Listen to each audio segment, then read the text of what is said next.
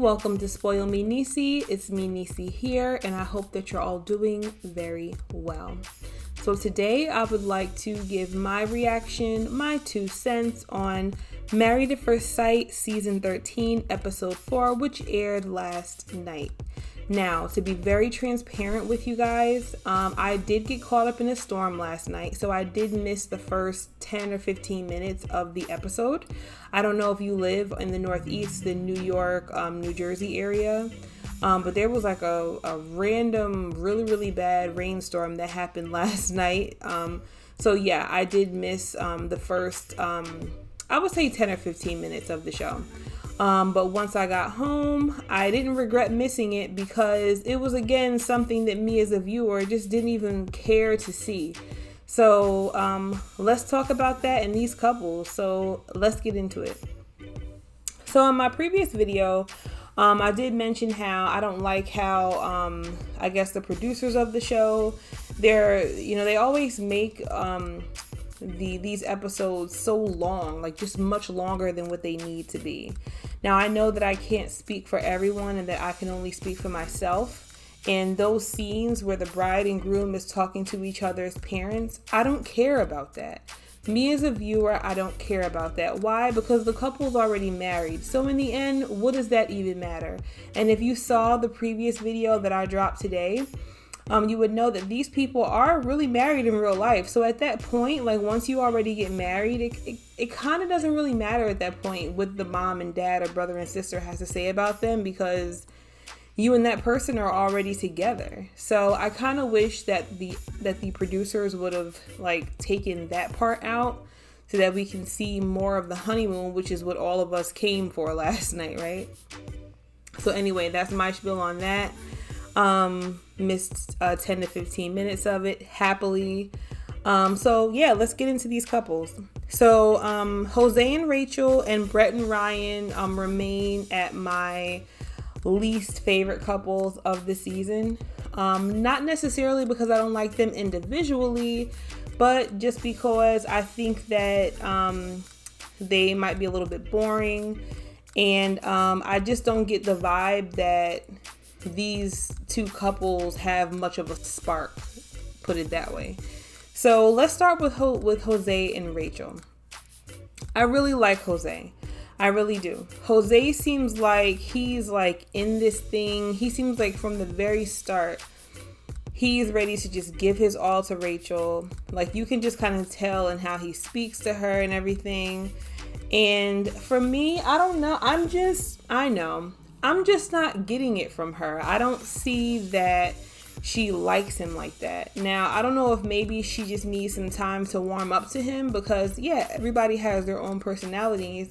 So Rachel might be one of those people that just needs time to warm up. Maybe, I give her that.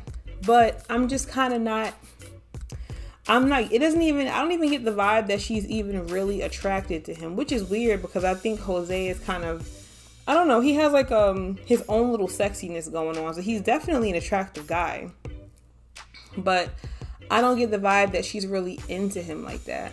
Now, there was a scene where they were brushing their teeth together during the honeymoon, and he made a joke where he said that he wanted to like brush her teeth for her.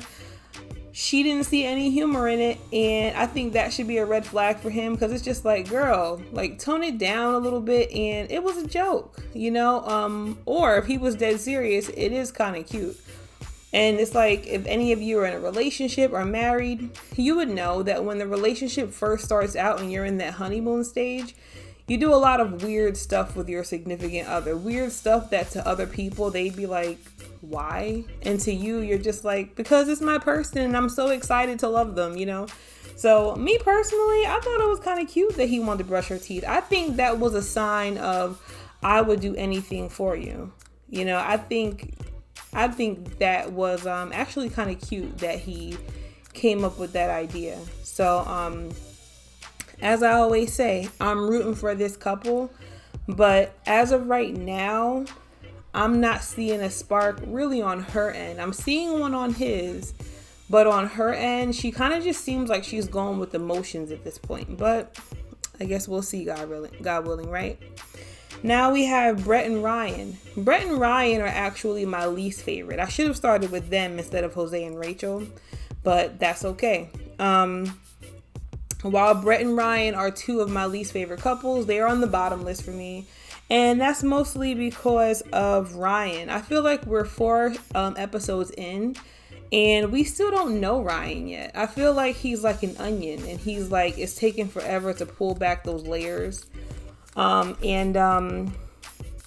don't know. And then when he does open his mouth, he seems a little bit self-centered. I don't know. I don't know what I think about Ryan just yet, but you know what it is? Brett and Ryan are kind of giving me Rachel and Jose vibes. But in Brett and Ryan's case, Ryan seems like he's the one that I'm not fully believing that he's into Brett, and Brett seems like she's really trying. So, I don't know. I'm rooting for them, but I don't know. I'm just not feeling it. So, next, we have my least, you know what? Let's just say it, Gil and Mirla. Now, they are my very least couple because I feel that they're not compatible. However, I like both of them. So I'm not going to put them in the same category as Jose and Rachel and Brett and Ryan. I do feel like Gil and Mirla are both trying, but I feel like they're trying with crappy hands. I feel like the experts gave them both crappy hands because they're not compatible, right? Like, they have some things that they have in common, like, you know, the situation with like their dads and stuff like that. But other than that, I'm just not feeling it with Gil and Mirla. And I'm going to say it the whole season until we find out what happens with them. I'm going to say it. They are not compatible. You know, Mirla, her expectations were really high for the honeymoon. And me personally, I'm not mad at her for feeling that way, because when you think about how the honeymoons have been for all of the other seasons, like last season, the one before that, they always send them to these really tropical places, like really nice, really beautiful, like on a beach. So I'm sure Mirla has seen all of the other seasons of this show. And they sent them to a place in Florida. While it's not bad, when you compare that place to where they've sent the couples on previous seasons, it's definitely not as nice. It's not up there with those places. So I can kind of see why Mirla was really upset.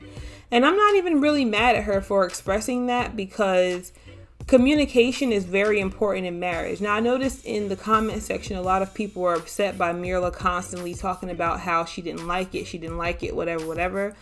But I'm not mad at her for that, because I like the fact that Mirla is keeping it real. You know, sometimes as women, we're under some impression that if we don't like something, we should just be positive and keep our mouth shut. And while I do feel like silence is golden, so I'm not going to speak against that. However, when you come across a person who's real and they're just going to say how they feel, they're just going to cut to the chase and they're not going to hold back, I feel like most people's first reaction is to judge that person. But really, when you step back, they're just being honest. Mirla's just being honest, and I respect that. She's allowing Gil the chance to get to know her up front. She's showing him who she is up front. And instead of that making him dislike her, it should make him pissed at the experts, honestly, because they knew what kind of person she was and still put her with him. So there's that. But one thing I can say about Gil and Mirla is I can see both of them equally trying. Now, Mirla did express to Gil that she's driven by money, and me being a person whose personality and view on life is a little bit closer to that of Gil, I can see why he's turned off from that. Now, one interesting thing, my mom made a really good point last night when Mirla was saying that she is driven by money. My mom said, well, she's a mammon. So I said to myself, well, what's a mammon? The name, I know it's something that I've heard in the Bible, but I didn't remember where I heard it from. So this is where my mom heard that from Matthew chapter 6, verse 24. These are Jesus' words when he was talking to the disciples, and he says, "No one can serve two masters, for either he will hate the one and love the other, or else he will be loyal to the one and despise the other. You cannot serve God and mammon." Now, so far in the show, I don't remember if Mirla mentioned anything about her beliefs or if her beliefs were Christian. So, I don't know her beliefs there, but that's something that my mom brought up. So I did a little Google search to find out like what mammon is. And apparently in the New Testament of the Bible, it's commonly thought to mean money, material, wealth, or any entity that promises wealth and is associated with the greedy pursuit of gain. So I was like mind blowing. I was like, wow, mom. And my mom watches my videos too. So big ups, mom. That was a really good catch. And that's what she said she is. That's pretty much what she said her personality is. Now, to compare her to like Ryan, let's say if you don't like Mirla's personality, right? Like me personally, I don't agree with Mirla's personality. Me as a woman, I couldn't date a man or marry a man that has an outlook on things like Mirla. But I truly believe that God doesn't put any of us here to be alone. And there's someone in the world for everyone, right?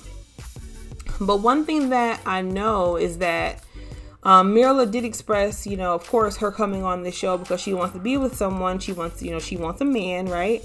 But she did express that she hasn't been in a relationship for a very long time. And I couldn't help but think to myself, maybe it's because of that. Maybe it's because she's so like money and wealth driven. Maybe it's that. Maybe there are certain parts of her personality that are affected by that being her drive. Now, a person might say, well, maybe she needs a man who's driven in that kind of way, which is true, right? But the way I see it is most men that are really driven like that and the way that she's driven, they tend to like to have an anchor, someone at home to keep them steady, someone that's not also chasing after dollar bills. So not only does that make me concerned about Mirla and Gil, because I know that that's not going to work for Gil, but that also makes me a little bit concerned about Mirla as an individual, because ultimately I do like her. I like that she's real. I like that, we're all like getting to know her and she's not holding back. But while all of us are on the pursuit to happiness, I do think that's like a big character flaw, So the more you kind of get into Gil and Mirla, I feel like the experts have some explaining to do. Just like they had explaining to do when it came to Chris and Paige, I believe they have some explaining to do when it came to Gil and Mirla, because they are complete polar opposites. And at this point, attraction alone is kind of not fixing that. And of course, I would love to see things turn around in a better direction. And I would hope they stay together. But as of right now, I'm seeing that these things, that part of Mirla's personality could potentially break them. But I hope it doesn't. I'm hoping for the best, right? Okay. So next couple, we have Michaela and Zach. Okay, so these two, they got it on. Okay, they got hot and heavy. They didn't come out and say it, but they were in bed with the afterglow. And Zach said everything but, who is it? Who's the daddy? Who's your daddy? He was giving me those who's your daddy vibes. And she was all giggity and had that glow and that little bit of sweat going on. And he had that confidence. So whatever they did, they both enjoyed it. I know that much. So that's kind of nice that they consummated their marriage. However, let me come back a little bit. I do feel like they moved a little bit fast, honestly. Now, they two married people, honey. So, hey, if they felt that it was the right time for them, I support that, because I really want Michaela and Zach to work out. Like I didn't want any other couple in all the shows of Married at First Sight. I haven't wanted any of them to work out more than what I want Michaela and Zach to work out. I want them to work out so much. But them consummating their marriage so soon makes me a little bit confused, only because I feel like in previous seasons, having sex too soon has seemed to always come back and bite the bride in the butt. And I say to bite the bride in the butt because women are built different from men. Men can have sex with anybody. Women, it's just more to it. And people can say, oh, well, that's not true, and get mad at somebody for saying that. But I'm just honestly going to keep it real and say how I see it. Sex is different for us, right? So it's like, if something doesn't work out for a man after he's had sex with a woman, he could just like kind of walk away. But for a woman, it's different. Like, you gave your body to this man, so it's a lot different for women. So I feel like it was too soon. I wish that Michaela and Zach would have given themselves a chance to get to know each other a little more. And I also feel that way because while I don't like episodes dedicated to the parents talking to the bride and groom, I do find it interesting that Michaela's family doesn't quite trust Zach. But I get the vibe that Zach's family doesn't quite trust Michaela, because they made it a point to let her know that they're very protective of him. Now, even though they didn't just come out and say, oh, we think you're low-key crazy, we have our doubts about you. Usually when I feel like usually when a family comes out and tells a significant other, hey, we're very protective of this person, they're letting you know. Don't mess with them because it's not going to be pretty. And that's the kind of vibe that I got from Zach's family and the kind of vibe that I got from Michaela's family. And that tells me that whereas both of them are very sexually attracted to each other, there's something that Zach's family sees in her that he doesn't see at this point. He's blinded by the booty. And there's something that Michaela's family sees in Zach that she doesn't see because she's blinded by the chocolate. So I don't know about that, but I really hope they work. Now, these coming attractions for the next episodes, they're not helping me in my hope here, okay?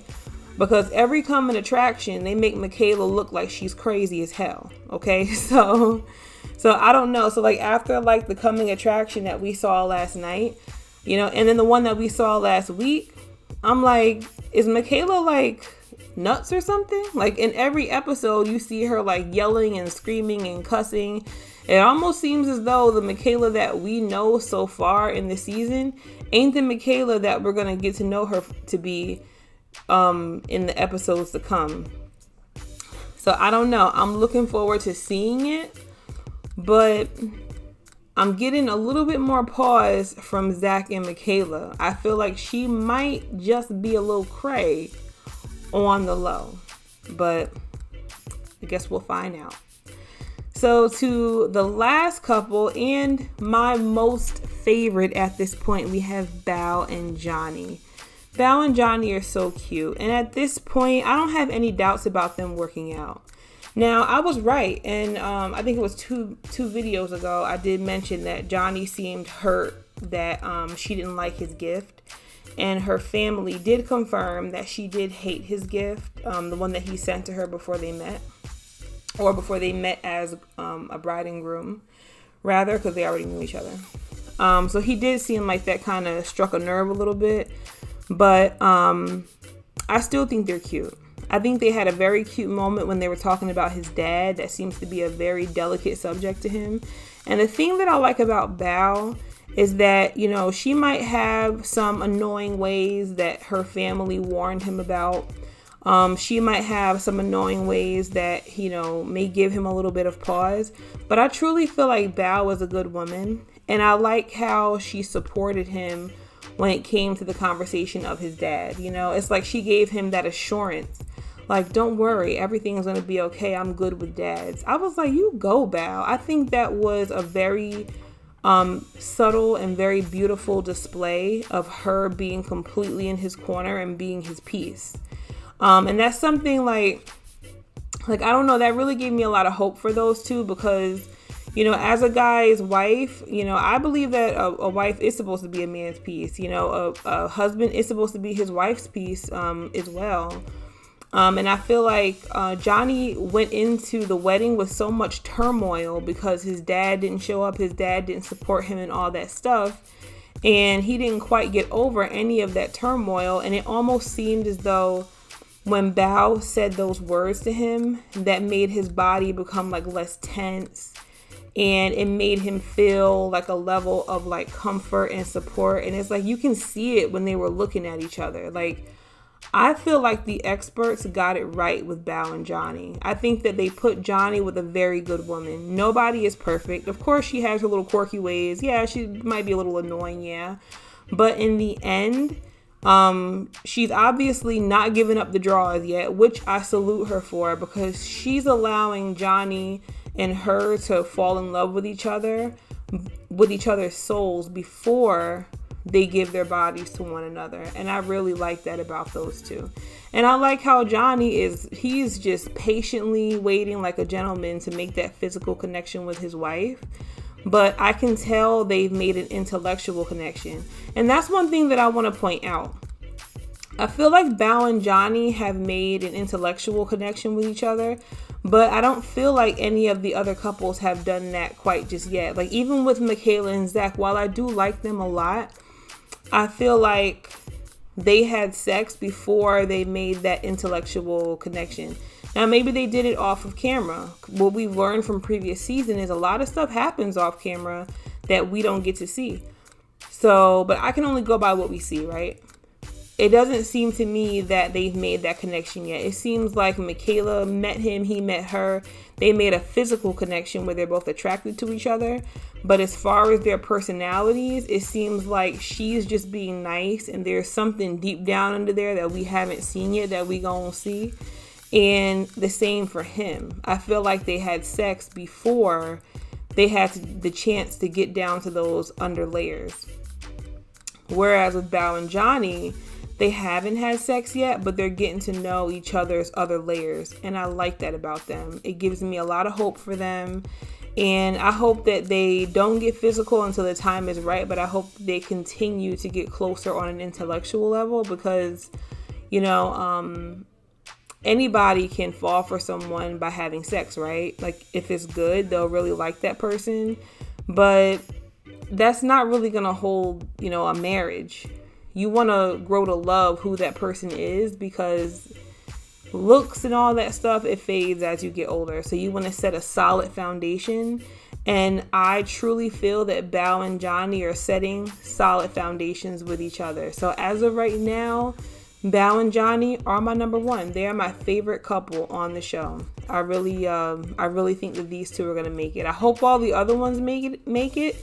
But I'm willing to like bet, well, not bet because that's gambling, but you know what I mean? Like, I'm willing to like truly believe at this point that they're going to stay married. And I really hope they do.